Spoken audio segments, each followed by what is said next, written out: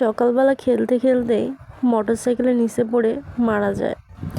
তো গতকাল রাতে কিছু খায়নি, না খেয়ে খেলতে খেলতে ঘুমায় গেছে। আমি ওর তারে ডাকি নাই। তো সকালবেলা দেখি সে আমার সাথে খেলাধুলা করতেছে, আর কিছু ইঙ্গিতে বোঝা যাচ্ছে তার ক্ষুধা লাগছে, যেহেতু রাতে খায় নাই। তো সকালবেলা আমি তাকে দুধ হালকা গরম করে দিলাম। তো সে তখন খাবে না, খেলার মোডে ছিল, সে খেলাধুলা করতেছে। তো বাইরে গিয়ে সে একটা জুতা নিয়ে খেলাধুলা করতেছে। তা আমি ওকে বলতেছি খাবি আয়, ও খাচ্ছে না, ও খেলবে। তো এদিকে আমি রান্নার জন্য আবার সকালবেলা গোছাচ্ছি যে কি রান্না করব। তার মধ্যেই আমার হাজব্যান্ড গাড়ি নিয়ে বের হয়। তো দরজার কাছে মিউ ছিল, আমার হাজব্যান্ড দেখতে পারে নাই।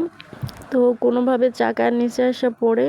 তো চাকার নিচে আসার পর সাথে সাথেই ও এভাবে মারা যায়।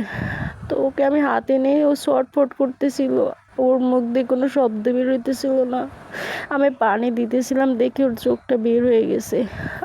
ওই মুহূর্তে নিজেকে সামলাতে পারতেছিলাম না। তার কিছুক্ষণ পরে ও কোনো কথা বলে না, লড়াচড়া করে না, মারা গেছে। ওরে আমি খুব শখ করে ভালোবেসে পালছিলাম। ওর যখন ছোট, ও যখন হাঁটা শিখে নেয়, তখন আমি ওরে নিয়ে এসে শিরিষের মধ্যে দুধ দিয়ে খাওয়া বড় করছি। আর আজকে সকাল, শেষ সকাল